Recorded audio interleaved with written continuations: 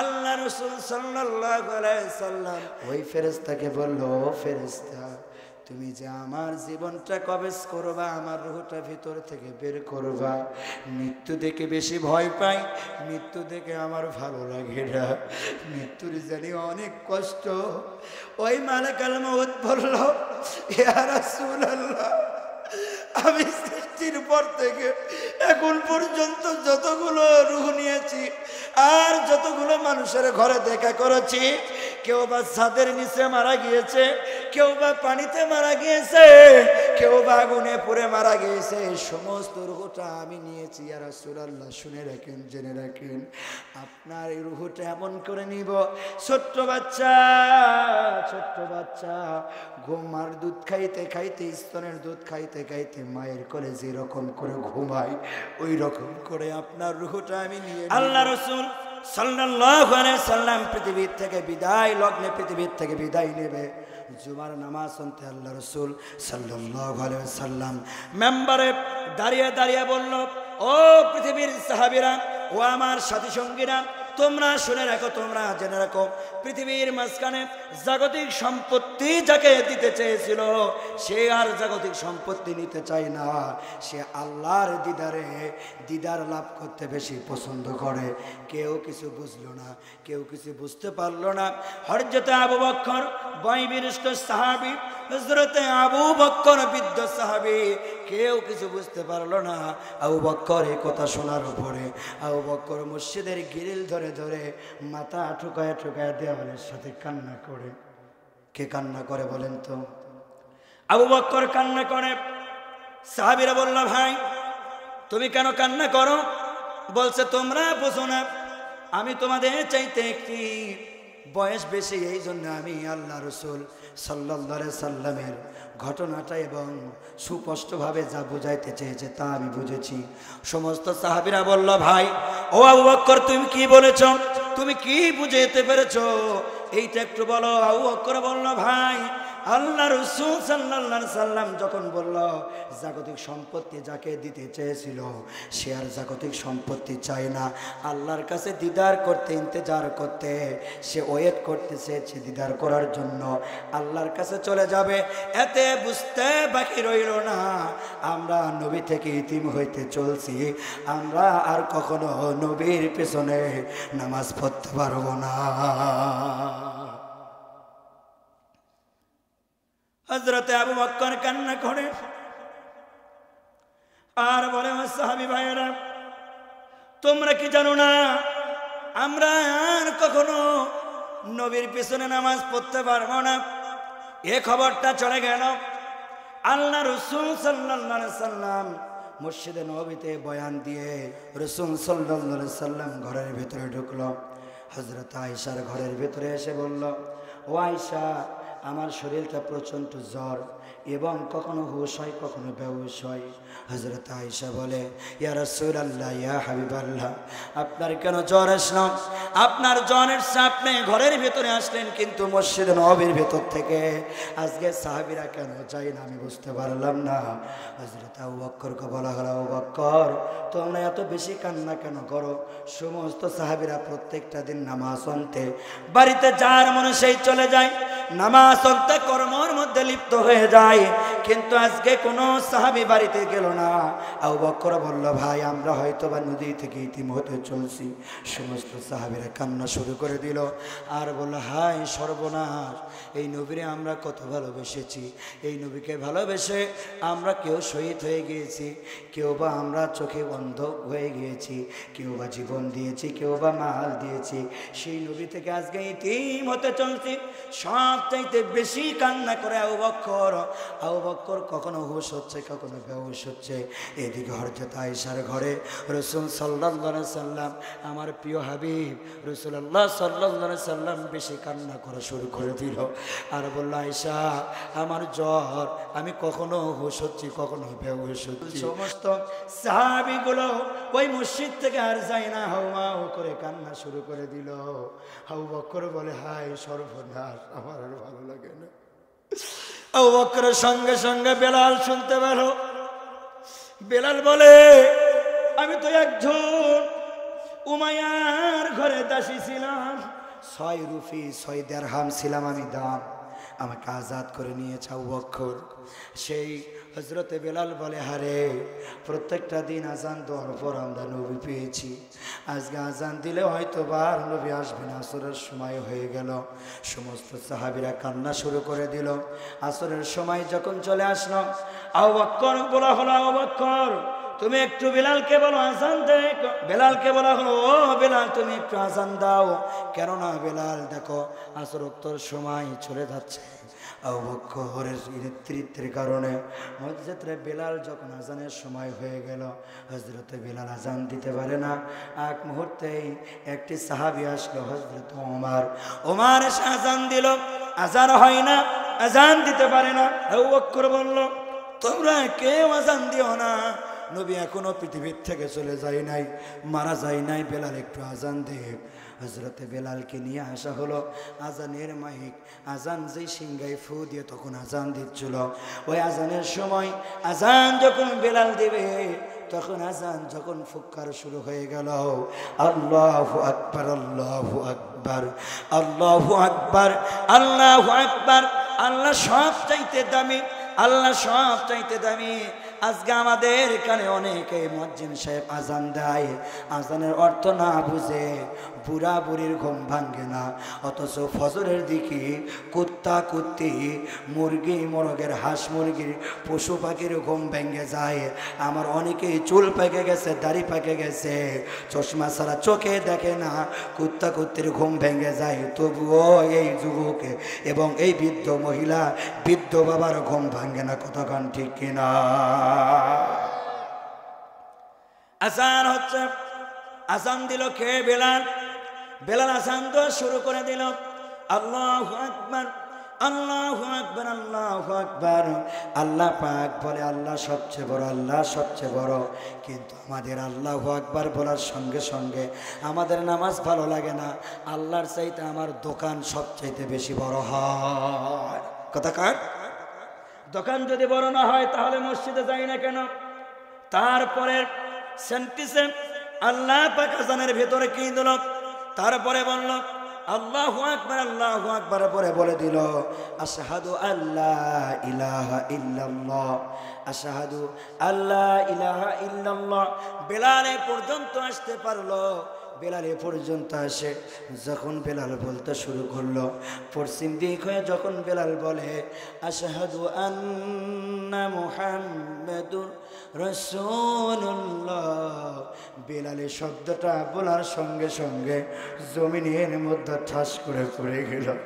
বেলাল বলল আশহাদু আন্না মুহাম্মাদুর রাসূলুল্লাহ বললে প্রত্যেকটা দিন নবী এসেছে, পিছনে মুসল্লি দাঁড়াইছে, কিন্তু আজকে আজান হবে, আমি নবী পাবো না, আমার নবী দেখতে পাবো না। তোমরা আমার নবী এনে দাও, আমি আবার আজান দেওয়া শুরু করে দে। হাদিসের মধ্যে আসছে হযরতে বেলাল পশ্চিম দিক হয়ে আজান দেয়, কিন্তু রাসূল সাল্লাল্লাহু আলাইহি সাল্লাম পূবের ঘরের যখন ছিল, হযরতে বেলালের ঘাটটা কেমন জানি মুস্কায়া পশ্চিম দিক থেকে আশহাদু আন্না মুহাম্মাদুর রাসূলুল্লাহ বলতে হযরত বেলালের ঘাটটা ঘুরায়া পূবের দিকে হয়ে যায়। বেলাল বলে ও সাহাবী, আমারে তোমরা আজান দিতে বলো না, কেননা আমি নবী পাবো না। তোমরা আজান দিতে তখনই বলো, আজান দিলে প্রত্যেকটা দিন নবী পাইছি, আজকে আজানের শেষে যদি নবী পাই, আমি আজান শেষ করতে পারবো, নবী পাবো না, আমি বেলাল আজান দিতে পারবো না। অন্য একটি সাহাবী আজান সম্পূর্ণ করলো, এখন নামাজ হবে, নামাজের মুসল্লায় কে দাঁড়াবে? আবু বকর কান্না করে। আবু বকর বলে যেই জায়গায় দাঁড়ায়া আমার নবী দীর্ঘ সময় নামাজ পড়াইছে,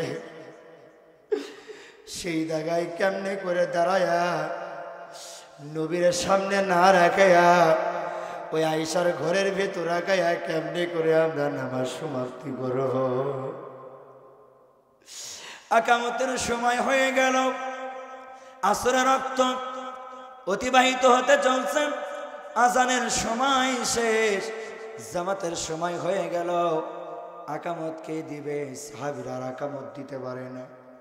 সাহাবী বলেন, প্রত্যেকটা দিন আজান দিয়েছে, আকামত দিয়েছি নবীরে দেখে দেখে, কিন্তু আজকে সাহাবী হওয়ার পর, মুসলমান হওয়ার পর নবী না দেখে আমাদের আজান দিতে হবে, আকামত দিতে হবে। নবী যেখানে দাঁড়ায়া দাঁড়ায়া নামাজ আদায় করে ইমামতির দায়িত্ব পালন করছে, সেই জায়গায় কেউ আর দাঁড়াইতে পারে না। হযরত ওমরকে বলে, ওমর তুমি একটু দাঁড়াও, নামাজটা মিস যাচ্ছে, ওয়াক্তটা পার হয়ে যাচ্ছে।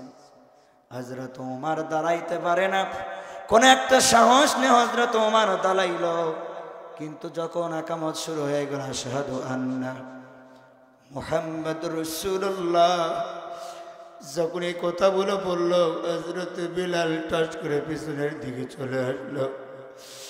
বিলাল বলে, প্রত্যেকটা দিন প্রত্যেকটা সময় পিছে থেকেছি, নবী আগে থেকেছে, আমি ইমামতি করতে পারবো না। আল্লাহ রাসূল যেখানে দাঁড়াইছে, আসরের সময় চলে যায়, নামাজ কেমনে করে আদায় করবে? নামাজ আদায় করতে হবে। বেলাল বলল, ও লোক সমাজ, ও সাহাবী ভাইয়েরা, নামাজ যেহেতু পড়তে হবে ভাই, তোমরা একটু মেহেরবানি করে আকামত দাও ভাই, আরেকজন ইমামতি করো। সমস্ত সাহাবীগুলো মক্কা মদিনার মসজিদ নববীর ভেতরে কান্নার রোল পড়ে গেল, আর বলল, আমরা কেমনি করে ইমামতির দায়িত্ব পালন করে আমরা নামাজ পড়াবো? হযরত আয়েশা রাসূল আকরাম সাল্লাল্লাহু আলাইহি সাল্লাম এক পাশে আয়েশা, এক পাশে রাসূল সাল্লাল্লাহু আলাইহি সাল্লামের মেয়ে হযরত ফাতিমা। নবী কখনো বেহুশ হচ্ছে, নবী কখনো হুঁশে ফিরে আসে। হযরত আয়েশারে বলে, আয়েশা তুমি একটু উরুটা দাও, আমি তোমার উরুর উপরে একটু মাথা দিয়ে ঘুম পেরে নি। হযরত আয়েশা বলে, ইয়া রাসূলুল্লাহ, ইয়া হাবিবাল্লাহ, আপনার চোখ মোবারক কেমন জানি লাল হয়ে যায়, আপনার ঠোঁট মোবারক গুলি কেমন জানি লাল হয়ে যায়, আপনি কতক সময় চোখ মুঞ্জান, কতক সময় চোখ মেলান, আপনি থরথর করে কাঁপতেছেন, ইয়া রাসূলুল্লাহ, ইয়া হাবিবাল্লাহ। এইরকম দেখায়া হযরত ফাতেমা রাসূলের মেয়ে বেশি বেশি কান্না করা শুরু করে দিল। রাসূল সাল্লাল্লাহু আলাইহি ওয়াসাল্লাম কখনো হুঁশে ফিরে আসে, কখনো বেহুশ হয়ে যায়। হযরত আয়েশাকে বলে, আয়েশা তুমি একটু ঘরের দরজাটা একটু খুলে দাও, আমি একটু দেখি এখন কোন সময়। ফাতিমা বলে, ইয়া রাসূলুল্লাহ, এখন আসরের জামাতের সময়, বলছে তোমার ঘরের দরজা একটু খোলো। হযরত আয়েশা এবং ফাতেমার যেই ঘরে ছিল, সেই ঘরের দরজাটা খোলা হলো। মসজিদে নববীর সামনে দরজাই ছিল, এই ঘরের দরজা থেকে মসজিদ নববীর ভিতরে নজর চলতো। হযরত আয়েশাকে বলে, আয়েশা এখন কোন সময়? আয়েশা বলে, এখন আসরের জামাতের সময়। নবী বলে, আয়েশা তাহলে ঘরের দরজা খোলো। ঘরের দরজা খুলে দেওয়ার সঙ্গে সঙ্গে নবী বলে, আবারও কোন সময়? এবারও বলো। বলছি, ইয়া রাসূলুল্লাহ, আপনি হুঁশে ফিরেন না কেন? আপনি কি আর পৃথিবীতে থাকবেন না? আপনার কি আর নবী বলে আমি পাবো না? আপনারা কি নবী বলে আর দেখতে পারবো না? আপনি কেন এরকম পাগলামি করেন? ইতিপূর্বে আপনি কখনোই পাগলামি করেন নাই। রাসূল সাল্লাল্লাহু আলাইহি সাল্লাম বলে, আয়েশা এখন হয়তো বা আমার যাওয়ার সময়, আমাকে তোমরা আর পাবা না। এমতো অবস্থায় আল্লাহর নবী সাল্লাল্লাহু আলাইহি সাল্লামের ওই কুটির ঘরে আল্লাহর পক্ষ থেকে সর্বপ্রথমে মালাকাল মউতের সঙ্গে, মালাকাল মউত ফেরেশতার সঙ্গে, ওই ফেরেশতার সঙ্গে আরেকটা ফেরেশতা চলে আসলো। হযরত জিবরাইল চলে আসলো। জিবরাইল এসে বলে, ইয়া রাসূলুল্লাহ, ইয়া হাবিবাল্লাহ, দেখা সাক্ষাৎ করার আগেই ফাতেমার সাথে দেখা হয়ে যায়। ফাতেমারে বলে, তোমার বাবারে বলো, তোমার বাবার ঘরে এক পুণ্যপূর্ণ একটি ফেরেশতা এসেছে, আগমন করেছে, আমি খবর নিয়ে এসেছি। ফাতেমা বলে, এখন তো আমার বাবার অবস্থা ভালো নয়, এখন তোমরা কেন আসলা? নতুন ফেরেশতা কেন আগন্ত হলা? আমার বাবার কুটির ঘরের ভিতরে কেন তোমরা ঢুকবা আমরা বুঝতে বাকি নাই। তোমরা আমার বাবার রূহটা কবজ করতে আসছো। আমি তোমার জিবরাইল, আমি তোমার আমার বাবার ঘরে ঢুকতে দিব না, দিব না। ফাতেমা কান্না করে জিবরাইল আমিনকে বলে, ও আল্লাহর মালাকুল মউতের ফেরেশতার সঙ্গে নতুন ফেরেশতা এসেছো, আমার বাবার ঘরে তোমরা ঢুকো না, আমার বাবার অবস্থা ভালো না। তারপরও রাসূল সাল্লাল্লাহু আলাইহি সাল্লাম শক্ত মনোবল নিয়ে মৃত্যুর সময় ফাতেমারে বলে, ফাতেমা, যেই ফেরেশতা ঘরে ঢুকতে চেয়েছে ওই ফেরেশতারে তুমি যতই বাধা দাও, পৃথিবীর কেউ ওই ফেরেশতারে ঘরে ঢোকার কোনো পারমিশন দেয় না। ওই জিবরাইল আমিন হয়তো বা আমার সাথে দেখা সাক্ষাৎ করতে এসেছে, দেখা সাক্ষাৎ করতে দাও। জিবরাইল আমিন এসে বলল, ইয়া রাসূলুল্লাহ, ইয়া হাবিবাল্লাহ। আল্লাহ রসুলকে সালাম দিল আর বলল, ইয়া রাসূলুল্লাহ, ইয়া হাবিবাল্লাহ, আমার সঙ্গে একটি ফেরেশতা এসেছে, বাইরে ওয়েট করতেছে। আপনি যদি হুকুম দেন ভেতরে নিয়ে আসবো, আপনি যদি হুকুম না দেন আমি ভেতরে নিয়ে আসবো না। বলছে, ইয়া রাসূলুল্লাহ, ইয়া হাবিবাল্লাহ, আল্লাহর পক্ষ থেকে আপনাকে সালাম দিলাম, আপনি সুন্দর করে সুস্থ হন। সুস্থ হওয়ার পরে আমার একটি কথা শোনেন। জিবরাইল আমিন বলে, ইয়া রাসূলুল্লাহ, ইয়া হাবিবাল্লাহ, ওই আল্লাহ আপনার জন্য ইন্তজার করে বসে আছে। আপনি কখন যাবেন ওই আল্লাহ আপনার সাথে দেখা সাক্ষাৎ করবে। আপনি যদি যাইতে না চান, আল্লাহ আপনাকে যতদিন হায়াত দিবে, যত হায়াত চান আপনি পাবেন, কিন্তু ওই আল্লাহ আপনার জন্য ওয়েট করতেছে। আল্লাহ রাসূল সাল্লাল্লাহু আলাইহি সাল্লাম হযরত আয়েশাকে এবং ফাতেমাকে বলে, ও ফাতেমা, এখন আমার যাবার সময়। আমার আল্লাহ জাগতিক সম্পত্তি সকল কিছু আমারে দিতে চেয়েছিল। আমি যদি বলতাম আমার ওই উহুদ পাহাড়টা স্বর্ণ করে দাও, আমার উহুদ পাহাড় স্বর্ণ করে দিত, কিন্তু আমার আল্লাহ আমার জন্য বসে বসে ইন্তজার করে, আমার জন্য ওয়েট করে, দেখা সাক্ষাৎ করবার জন্য। পৃথিবীর কোনো সাত আলাপ আমার আর দরকার নাই, প্রয়োজন নাই, আমি আল্লাহর সাথে দেখা করব। জিবরাইল আমিন এসে বলল, মালাকুল মউত ফেরেশতাকে বলল, মালাকুল মউত ফেরেশতা ভেতরে চলে যাও। ভেতরে যখন চলে যাওয়া হলো, আল্লাহ রাসূল সাল্লাল্লাহু আলাইহি সাল্লাম আমার এবং আপনার নবী ওই ফেরেশতাকে বলল, ও ফেরেশতা, তুমি যে আমার জীবনটা কবজ করবা, আমার রূহটা ভিতর থেকে বের করবা। মৃত্যু দেখে বেশি ভয় পাই, মৃত্যু দেখে আমার ভালো লাগে না, মৃত্যুর জানি অনেক কষ্ট। ওই মালাকুল মউত বলল, ইয়া রাসূলুল্লাহ, আমি সৃষ্টির পর থেকে এখন পর্যন্ত যতগুলো রূহ নিয়েছি আর যতগুলো মানুষের ঘরে দেখা করেছি, কেউ বা ছাদের নিচে মারা গিয়েছে, কেউ বা পানিতে মারা গিয়েছে, কেউ বা আগুনে পুড়ে মারা গিয়েছে, সমস্ত রূহটা আমি নিয়েছি। ইয়া রাসূলুল্লাহ, শুনে রাখেন, জেনে রাখেন, আপনার এই রূহটা এমন করে নিব, ছোট্ট বাচ্চা, ছোট্ট বাচ্চা ঘুমার দুধ খাইতে খাইতে, স্তনের দুধ খাইতে খাইতে মায়ের কোলে যেরকম করে ঘুমায়, ওই রকম করে আপনার রূহটা আমি নিয়ে নিব। আল্লাহ রাসূল বলল, নাও, তুমি তোমার কাজ শুরু করে দাও। ফাতেমারে বললো, ফাতেমা, আমার কাল্লাটা একটু উঁচু করে ধরো। জিবরাইল আমিন এসে বলল, ইয়া রাসূলুল্লাহ, আপনি যদি হায়াত চাইতেন, আল্লাহ তো আপনার হায়াত দিতে কেন চলে যাইতে চাইলেন?